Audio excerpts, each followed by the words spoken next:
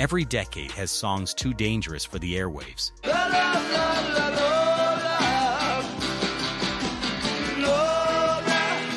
But the 1970s banned more than most. Today we're counting down 15 songs radio stations and broadcasters actively try to silence for language, politics, and subjects too taboo to touch. As this countdown climbs, the bans get stranger, and the reasons even harder to believe. 15. My Ding-a-Ling. And then you say, come on. Ding-a-ling. Chuck Berry's only #1 hit almost never made it to American radio at all. Recorded live and built around a schoolyard simple double entendre, the song drew immediate outrage from moral watchdogs, including activist Mary Whitehouse in the UK, who campaigned hard to have it pulled entirely. She succeeded in getting several British stations to drop it, though American radio largely let it slide, treating the innuendo as harmless novelty rather than genuine controversy. That split reaction says a lot about how differently the US and UK policed pop music at the time, with British broadcasters far more protective of younger listeners than their American counterparts, who seemed largely unbothered by a schoolyard joke wrapped in a catchy chorus. Ironically, the backlash likely helped the song's notoriety more than it hurt its sales, turning a live novelty track into an unlikely chart topper almost overnight. It remains one of the strangest #1 hits in chart history. It was my ding-a-ling-a-ling-o. Proof that sometimes controversy and chart success aren't opposites at all, but close companions, feeding directly into one another the moment outrage becomes publicity, and publicity becomes profit. 14. Kodachrome.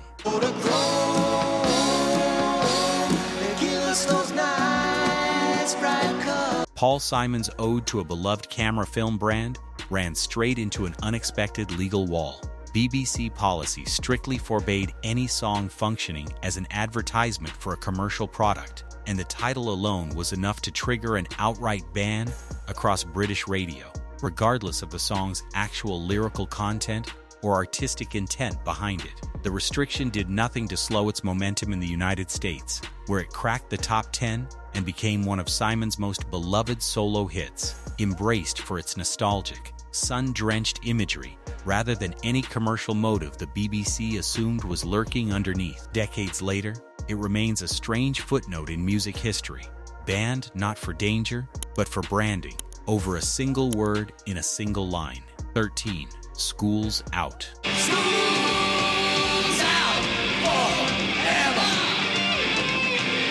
Alice Cooper built an entire anthem around gleeful rebellion, and British broadcasters were not amused. The song's celebration of chaos and freedom from authority struck a nerve with the BBC, who pulled it from rotation under pressure from campaigners determined to protect young listeners from its influence, treating the track as a genuine threat to classroom discipline rather than harmless theatrical fun. That resistance did nothing to stop its momentum, and it became one of Cooper's signature hits, embraced by generations of students marking their own final school bell every summer since its release. Its theatrical, shout-along energy made it an obvious target for anyone worried about music inciting disorder among teenagers. It remains one of the most joyfully defiant anthems of the decade, banned for capturing a feeling every student instinctively understood the moment that final bell rang each June. 12. The Pill.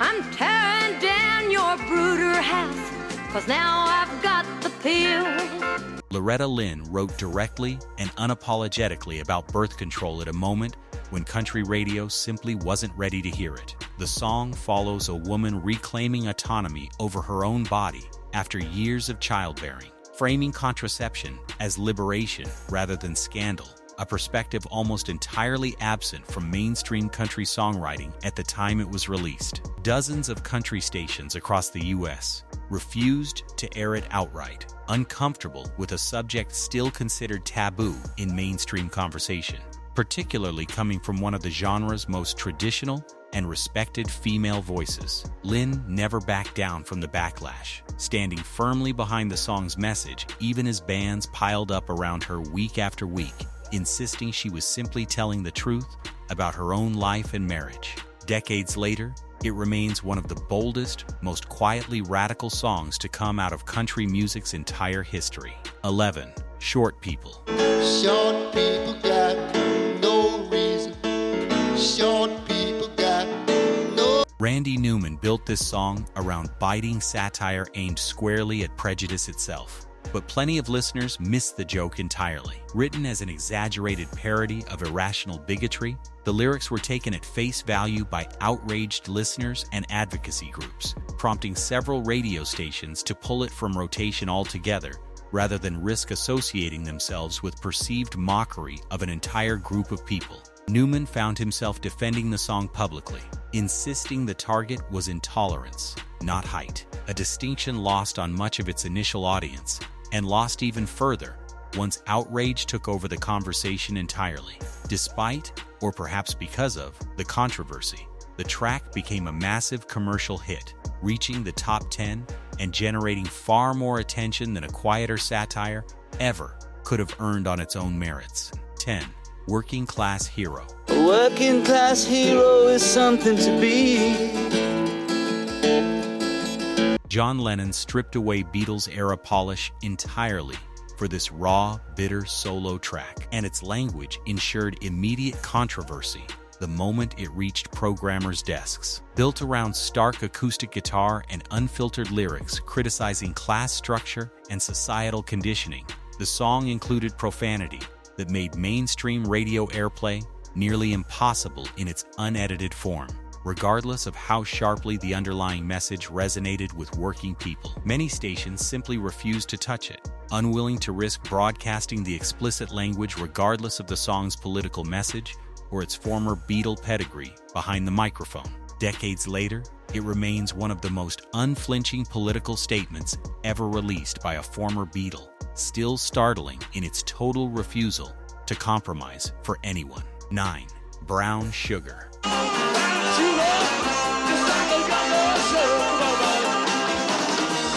The Rolling Stones built one of their biggest hits around lyrics addressing slavery, exploitation, and taboo desire, with a directness that made numerous stations deeply uncomfortable from the moment it hit their playlists. Though it climbed to number 1 on the Hot 100, several radio outlets quietly dropped it from rotation over the years, as its lyrical content came under increasing scrutiny, particularly as cultural attitudes toward the imagery shifted with each passing decade. Mick Jagger himself later acknowledged discomfort with some of the imagery, admitting the song wouldn't be written the same way today and expressing genuine ambivalence about revisiting it decades after its release. That tension between musical craftsmanship and troubling subject matter has followed the track ever since, prompting the band itself to eventually retire it from live performances entirely. 8. I Don't Like Mondays. Tell me why I don't like Mondays. Tell me why I don't like Mondays. The Boomtown Rats wrote this haunting track in direct response to a real school shooting in San Diego, and several American radio stations refused to air it out of respect or discomfort over the tragedy's proximity to the song's actual release date. Bob Geldof's lyrics never sensationalized the violence, instead focusing on the chilling ordinariness of the shooter's stated motive, a detail that made the song feel unsettling rather than exploitative to anyone who actually sat with it closely. Its eerie, piano-driven arrangement heightens that discomfort rather than softening it, refusing the kind of dramatic swell that might have made the subject easier to sit with comfortably. Decades later, it remains one of the most quietly devastating songs ever written about violence, banned in places precisely because it refused to look away from something audiences preferred not to confront directly, even in song form. 7. Love to Love You Baby. I love to love you, baby. Donna Summer's breakthrough disco hit ran into trouble almost immediately after release, thanks to its extended, unmistakably suggestive vocal performance stretched across nearly 17 minutes in its original, uncut form. The BBC placed it under a late-night-only restriction, uncomfortable airing the track's moans and sighs during regular daytime programming when younger listeners might be tuning in unsupervised. Rather than damaging the song's momentum, the controversy amplified curiosity, helping it become a massive commercial hit and a defining moment in disco's rise to mainstream dominance across every major market. Its extended 12-inch version, created partly in response to the demand it generated, helped establish an entirely new format within the music industry that would shape dance music for years afterward. Summer would later distance herself somewhat from the song's overt sensuality, expressing complicated feelings about the image it created for her career going forward. 6. Walk on the Wild Side. Take a walk on the wild side. I said, baby, take a walk. Lou Reed built this song around a series of real, specific character sketches drawn from Andy Warhol's inner circle. Touching on subjects mainstream radio simply wasn't prepared to acknowledge openly at the time of its release. The BBC banned it outright over one particular lyric referencing oral sex, while American stations aired heavily edited versions to sidestep the same line without losing the song's momentum on the airwaves entirely. Despite, or because of, the restrictions, the song became one of Reed's biggest commercial successes, introducing underground themes and real people from New York's countercultural scene to an unusually wide mainstream audience who had never encountered anything quite like it. Decades later, it's remembered less for controversy and more for groundbreaking storytelling, a band song that quietly expanded what pop radio was willing to represent. 5. Ohio.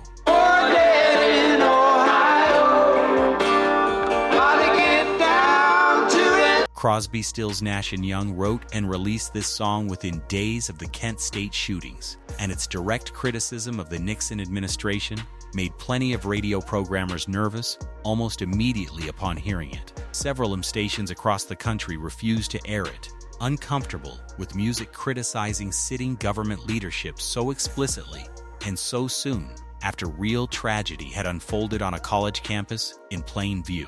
The song's urgency, recorded and released almost immediately after the event, gave it a rawness rarely matched by more calculated protest music, written with time and distance to soften its edges. Neil Young's lyrics don't soften the anger, naming the tragedy plainly rather than wrapping it in metaphor or vague political commentary meant to protect anyone from discomfort. Decades later, it remains one of the most urgent protest recordings to come directly out of a real, unfolding national tragedy, recorded almost as it happened. 4.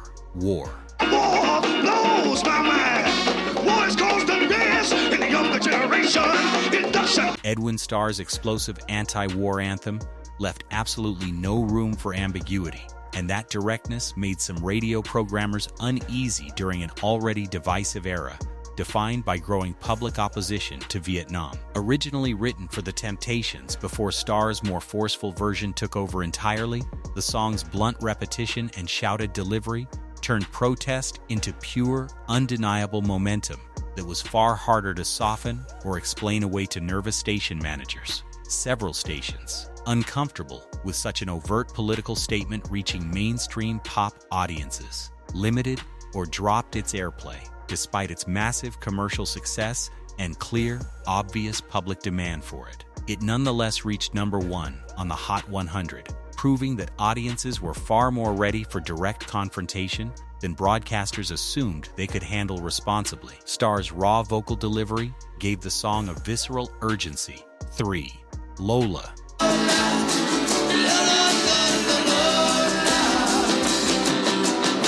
The Kinks landed in an unusual kind of trouble with this glam rock classic, banned not for its provocative subject matter, but for an entirely unrelated technicality buried inside one single line. The BBC's strict policy against product placement targeted a single lyric mentioning Coca-Cola by name, forcing songwriter Ray Davies to interrupt the band's American tour and fly back to London just to re-record the line as Cherry Cola instead, at real cost and inconvenience to the band's schedule. The song's actual subject, a narrator's attraction to a transgender woman, drew relatively little formal censorship in comparison, a telling contrast in broadcast priorities of the era that valued brand protection over any lyrical content whatsoever. Once the lyric was changed, the band lifted immediately. 2. Radio. Ayo is the sound salvation. sensation. Radio is cleaning up the nation. Elvis Costello wrote this song as a direct, furious critique of media control and censorship itself, and British broadcasters responded almost exactly as the lyrics predicted they would, proving the song's own point in real time, before anyone's eyes. The BBC banned it from rotation, uncomfortable with a song openly attacking the very institutions responsible for deciding what audiences across the country could and couldn't hear. That irony reached its peak when Costello, booked to perform a different song on Saturday Night Live, abruptly stopped his band mid-performance and launched into this one instead, defying network instructions live on national television in front of millions. Decades later, it remains one of the most self-fulfilling protest songs ever written, banned for saying exactly what happened next, almost as if Costello had scripted the entire controversy himself in advance. 1. God Save the Queen. God save the Queen! The fascist regime! And here it is, the most notorious banned song of the entire decade. Released during Queen Elizabeth II's Silver Jubilee celebrations in 1977, the Sex Pistols aimed this snarling anthem directly at the monarchy itself, calling the British establishment a fascist regime in language no mainstream broadcaster was prepared to air during a moment of national celebration and pageantry. The BBC banned it outright. Major retail chains refused to stock it, and some chart compilers reportedly left the #1 position blank rather than officially acknowledge the song's real chart position that week. An almost surreal act of denial. None of it worked. The controversy only accelerated the punk movement the Sex Pistols had already ignited, turning band airplay into a badge of honor for an entire generation of disaffected youth searching for exactly this kind of open defiance against the establishment. Banning a song rarely silences it, it just makes people more determined to hear it. These 15 tracks prove that music has always tested the limits of what broadcasters were willing to allow, and audiences almost always found a way to listen anyway. Which band's song surprised you the most? Tell us below, and if this list opened your eyes, like, subscribe, and stick around for more.